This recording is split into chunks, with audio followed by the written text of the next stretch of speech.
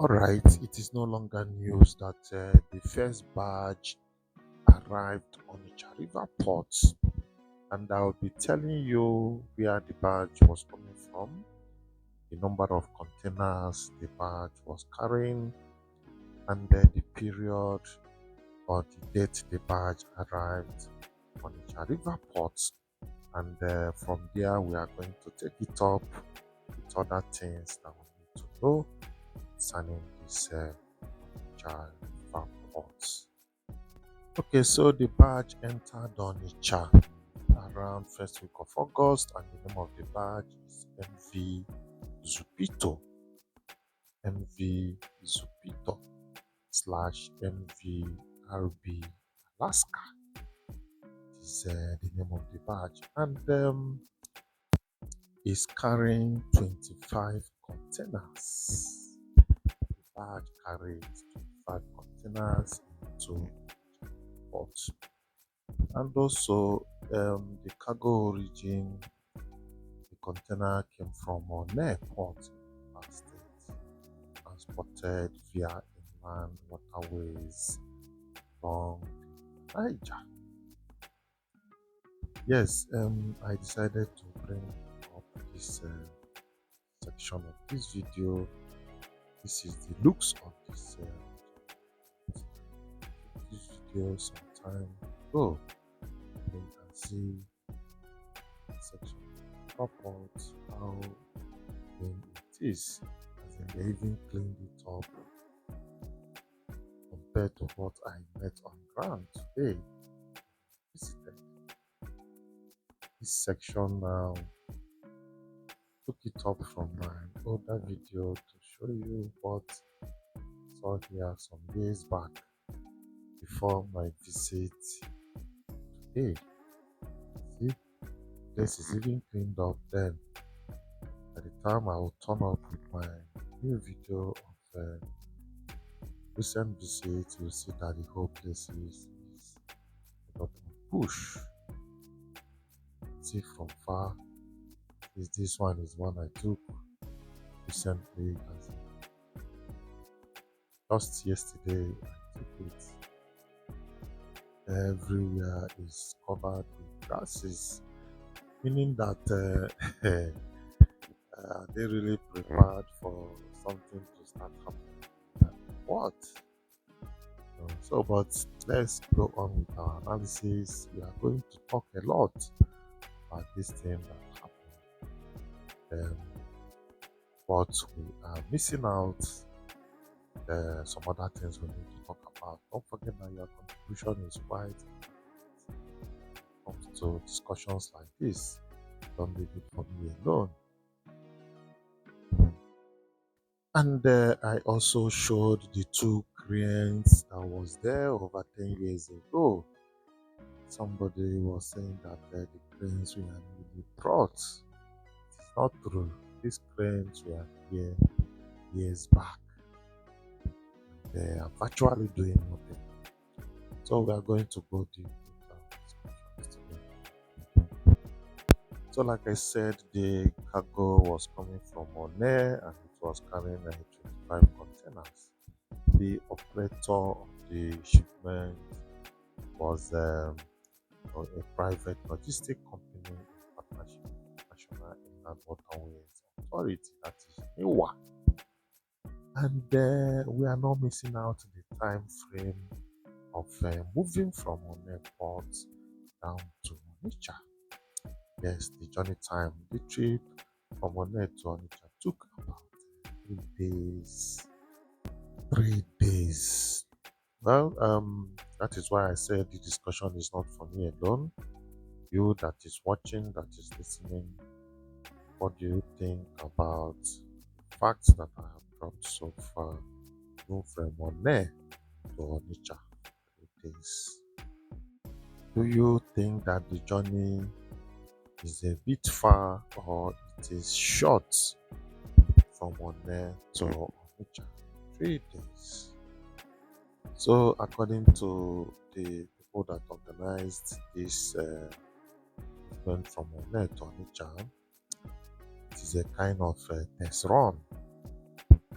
They is wrong, kind of to find out what are involved for this kind of movement. So it's a kind of objective, and it is to know and reduce pressure on Nigerian highways, cut haulage costs, and boost trade in the southeast. Then there is future plans. Let's look into it, and which is the NEWA stated that regular barge services will soon be introduced with bigger capacity barges, more frequent trips. This is the promise that he gave, but let's see what happens because this river port has been lying like this for a very long time, even though it has been given out to a company. Well, aside that, there are challenges which may include that the port still faces infrastructural gaps. So, example of this is container handling equipment and road access upgrade. So, before full commercial use commence, there is need to expand this place. I know that there are gaps, and back and other places. But even though with that, the gaps there are not fully utilized. So there are some other things that we need to know that happened in the past and present. Yes, I said that there is a concessionaire on this port, and the stakeholders also, which include the lower officials and local traders, and the concessionaire himself, as the Universal Issue Limited, person that is handling the operation of this port. And based on what I've said so far, however, the port still struggle with seasonal constraints because of irregular dredging and inconsistent channel maintenance. Operations remain limited to the rainy season when water level permits. I remember when Bega was in construction, the Second Niger Bridge, they normally bring it through this place. Once they bring it. And at a point, people started seeing trailers bringing containers into the port. And we were like, why are they not using the waterways again? And trailers and more containers. So, but people never take whatever that is going on here so serious. But there is still hope. All hopes are not lost until they are done with what they are talking about. You can never conclude plans to make it functional. But there is big but there. Government must come out fully do their own part, which means maintenance of the waterways and dredging, constant dredging waterways. That is when this will be used all the way around. Well, let me stress on the urgent call for dredging and maintenance, and you see that the port's full potential hangs on improve river channel upkeep. See, see the current view, just yesterday view. Everywhere looks bushy, as if nothing is happening. When you see them clear this thing now is when maybe yams started arriving, yam to Lagos and other places. Then they will clear these places for the yam export to start happening. But this is the period just in about okay, in a month time or just within this month to see it happening here. So the concessionaire stressed that infrastructure is in place and demand is high, but without consistent dredging of the Niger River, the port can create way round. You see, the concessionaire is the one making the statement that the market is there, because I know that more than half of what is coming in Lagos is coming to Southeast. So the market is here already. Well, that is allegedly that figure is not supported by any statistics anyway, but just trying to exaggerate. But I know that a good number of importation comes to the Southeast, and some people might even claim that it's above half anyway. Well, so, but the point here is that the government need to do their own part by urging and constant maintenance of the waterways. This is the only way the sport can become functional. Regular dredging would unlock benefits like cheaper transportation, reduced road congestion, and improve investor confidence, all essential for transforming Onitsha to a key multimodal logistics hub. There is no doubt about that. Then, in terms of funding, bureaucracy, licensing, bottlenecks, financial and regulatory hurdles continue to pose significant challenges. The concessionaire has voiced concern over high lending rates. Some financing comes with as much as 40% annual interest. Wow, later negotiated down to 20%. They also called out bureaucratic delays in Barge tugboat restriction through NEWA, urging for streamlined, cost-effective processes.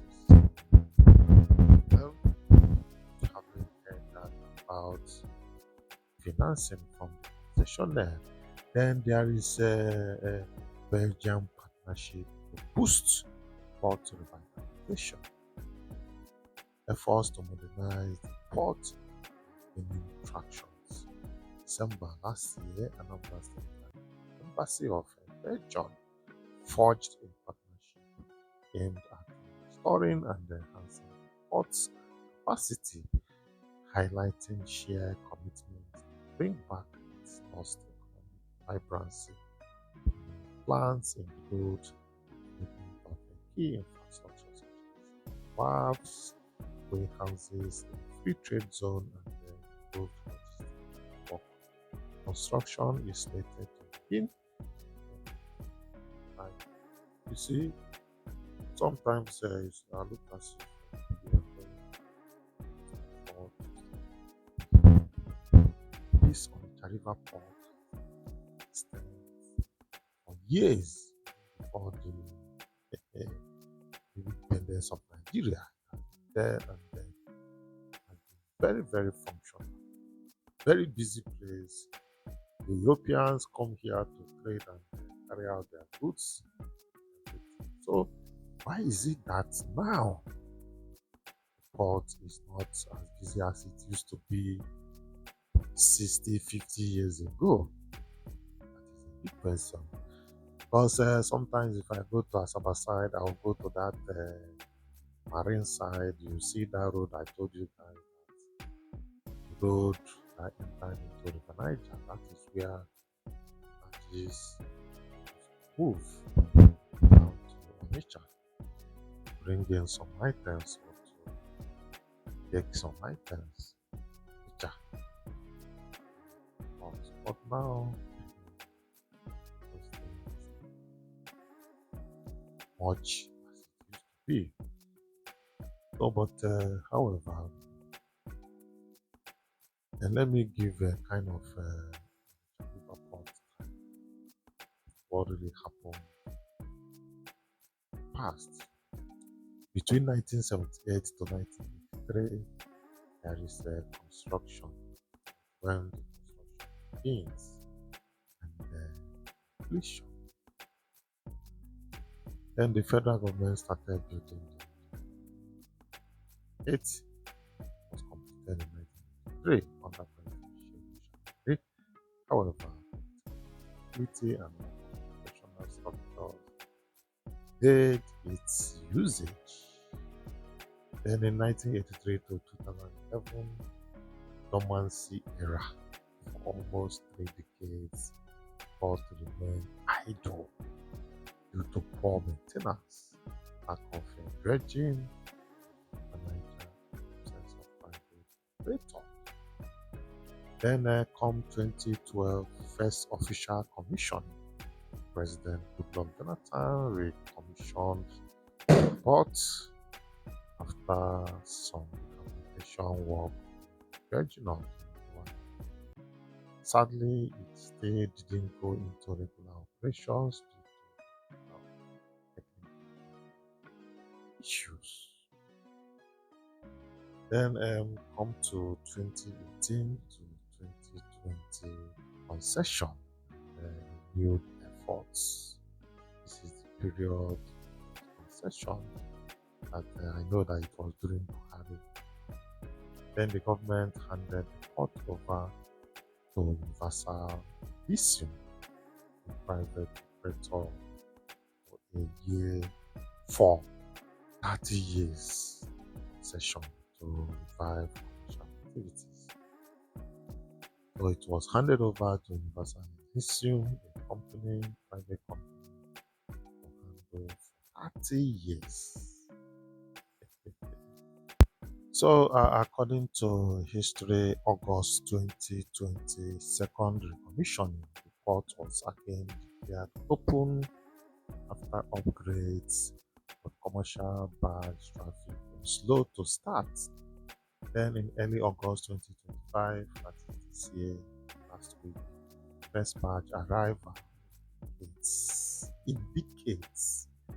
First barge arrival in decades. Well, we all heard about the news when the barge came, but as if the number of containers the barge was carrying is not quite very clear. But I heard 25, I heard 37, but many of them still okay. But the range is just within that range. The information I received was coming from the port that happened just last week. Well, having said that, we will also, talk about some economic impact of river port operations, the important aspect of it that is missing.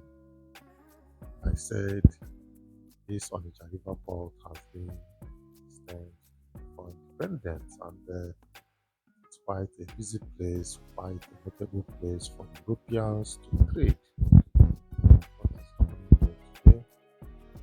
Very, very fortunate.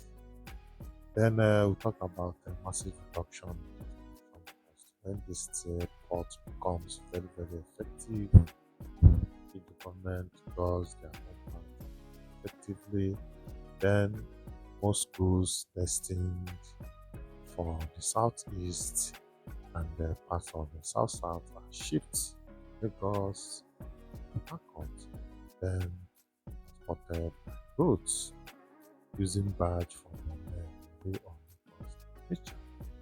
Port talking cost 40%. This means cheaper prices for goods in the German market, mainly Aba, surrounding commercial hubs.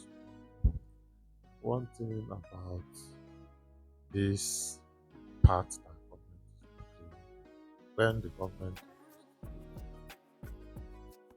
invariably on the facial look, they will be gaining in Lagos, but indirectly the whole Nigerians are still paying for it. Because if it costs somebody importing goods to Onitsha much money, it's going to add his costs and also spread it to every other person. by, go smooth from Onitsha, from southeast to so many parts of Nigeria, like West Africa. So invariably, traders don't usually know, they lose, rather they will gain because the cost will be added of the goods selling for them to break even and make profit. So because they are in business, also the congestion of Lagos port is part of the economic impact if it becomes well operation. Lagos Apapa Tinkan is overwhelmed, causing shipping delays of weeks or months. Direct barge delivery to Onitsha, port congestion, improve turnaround times for shipping lines. And having said that, it's going to boost for regional commerce. Jamaica market, one of the largest in West Africa, now get goods faster and cheaper. Manufacturers in Nigeria and Oka, other places can import raw materials directly. Exporters can ship manufactured goods directly for their ports linked to Barge. Also, no doubt there will be job creation comes when port operations need dock workers, crane operators, custom officers, and security personnel. Auxiliary industries of security services grow. This job creation. Then it's going to reduce road damage and accidents. This I've been saying this meet. If other means of transportations become functional, that our roads will not suffer much again. All this heavy, what damages our road, you see these heavy trucks. We don't construct our roads to match up with the heavy truck or the weight of heavy trucks. If not, our roads supposed to be concrete road, then asphalt on it. That concrete will help it to carry much load, be stronger than stone base using. It's part of our then it will reduce road damage and accident. Like I said, fewer heavy duty trucks on the highways means less wear and tears, especially like what we saw around or what is happening in Enugu Expressway, some other places within places. And it also lowers accident rates caused by. Lastly, I would say that potential revenue boost for the custom duties, port fees, and taxes from increased trade can take billions of federal states. Well, the bottom line is if the operations is sustained, expanded, from game changing trade in Southeast Nigeria, just as Warri and Port ports. For the South, however, its success depends on regular dredging of the Niger to allow bigger barges, then reliable security from the waterways, and the smooth custom clearance to avoid bottlenecks. So, my people, I believe that I've done justice to our discussion today. And like I said, don't leave this discussion alone. Come in with you know, let's understand ourselves. And with this, call it a day. Bye. See you next week.